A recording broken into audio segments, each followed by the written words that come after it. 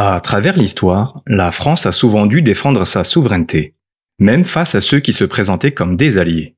Mais aujourd'hui, la question se pose. Les anglo-saxons sont-ils réellement des partenaires de confiance?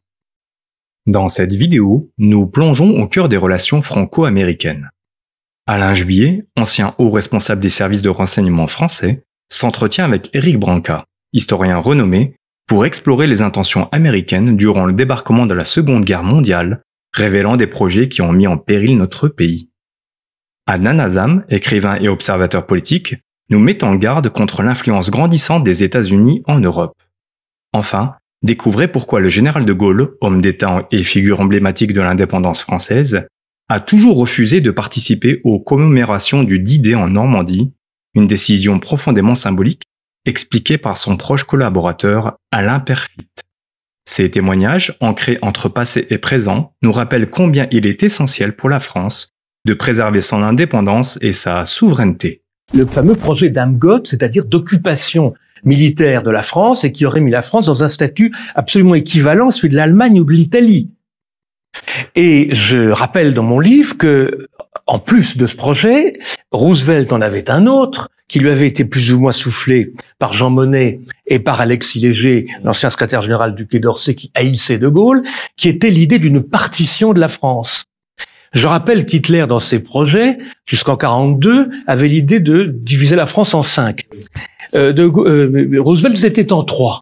C'est-à-dire qu'il aurait détaché de la France toute une partie Est pour créer une espèce d'entité belgo-luxembourgeoise, flamande, et il aurait donné la rive gauche du Rhône aux Italiens pour les remercier d'avoir changé de camp. Donc il y avait non seulement une occupation militaire du territoire, mais il y avait un projet de partition du territoire. Justement, De Gaulle, qui était informé de cette affaire de l'Amgot, dès que la France a été partiellement libérée, c'est-à-dire dès qu'on a libéré Paris, et c'est les Français, c'est la deuxième DB qui a été envoyée pour ça, parce que les Américains ne voulaient pas libérer Paris, il faut pas l'oublier non plus, ils voulaient contourner Paris, ils ne voulaient pas libérer Paris, et quand il y a eu donc la libération de Paris et puis la libération d'une bonne partie, à ce moment-là, c'est Michel Debré, un des hommes liges, un des adjoints du général de Gaulle, qui tout de suite a mis en place des préfets, des préfets de la République, en l'époque des commissaires de la République, de manière à empêcher que les Américains puissent nommer des responsables de ce fameux Amgot et vassaliser. Avec une monnaie de singe, qui était le billet drapeau, qui avait un taux de change inférieur à celui qu'avait le mark pendant la période de l'occupation. C'est complètement fou.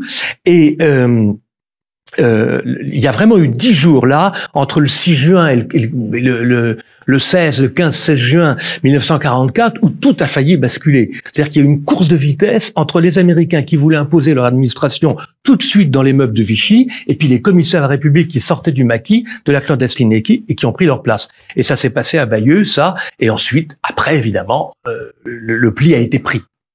Mais on voit dans cette affaire-là que la solidarité de l'Amérique avec la France était quand même une solidarité à sens unique, c'est le moins qu'on puisse dire. Il faut pas l'oublier parce que dans ce qui se passe aujourd'hui, si on transpose un peu, on voit bien que, par exemple, les sanctions qui ont été imposées à la Russie, mais qui pénalisent lourdement l'Europe, ont été inspirées par les États-Unis et on en voit les conséquences, puisque ce sont les seuls qui ne souffrent pas des sanctions. Ce qui laisse quand même à réfléchir, mais qui montre bien qu'on reste dans cette ligne où l'intérêt américain est l'intérêt total. C'est pas avec les Américains qui cassent à chaque fois l'Europe, qui alimentent des guerres. Regardez, dans la Deuxième Guerre mondiale, ils sont venus soi-disant pour libérer la France. 12 jours avant, le général de Gaulle, il savait pas quand l'embarquement américain allait arriver à Normandie. 12 jours avant. Et je connais très bien, j'ai vécu de longue date avec l'amiral Philippe de Gaulle, le fils du général de Gaulle, qui m'a tout raconté. J'ai tout enregistré. Donc ils sont venus pour occuper la France, pour coloniser la France, pour casser l'Europe. Et aujourd'hui, s'ils peuvent le faire, ils le feront. Parce qu'ils ont commencé déjà en 2005. J'étais président d'une association et j'ai vu comment l'ambassadeur des États-Unis nous a invités pour nous encourager à brûler des roues de voiture dans le 93. Ça sera l'objet de mon deuxième livre que j'ai commencé à écrire. Donc, le salut de l'Europe aujourd'hui, c'est vraiment de tourner la page, de suivre atlantiste anglo-saxon.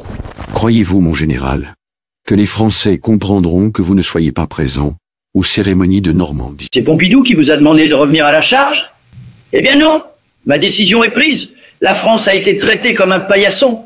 Churchill m'a convoqué d'Alger à Londres le 4 juin. Il m'a fait venir dans un train où il avait établi son quartier général comme un châtelain sonne son maître d'hôtel. Il m'a annoncé le débarquement sans qu'aucune unité française ait été prévue pour y participer.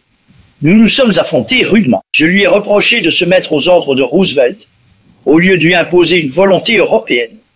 Il m'a crié de toute la force de ses poumons. De Gaulle, dites-vous bien que j'aurai à choisir entre vous et Roosevelt. Je préférerais toujours Roosevelt. Le débarquement du 6 juin, ça a été l'affaire des Anglo-Saxons, d'où la France a été exclue.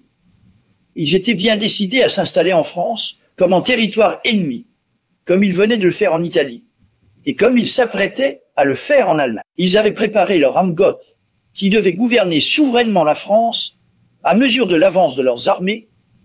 Ils avaient imprimé leur fausse monnaie, qui aurait eu cours forcé, et se seraient conduits en pays conquis. C'est exactement ce qui serait passé si je n'avais pas imposé ou imposé mes commissaires de la République, mes préfets, mes sous-préfets, mes comités de la libération. Et vous voudriez que j'aille commémorer leur débarquement? Eh bien non, ne comptez pas sur moi.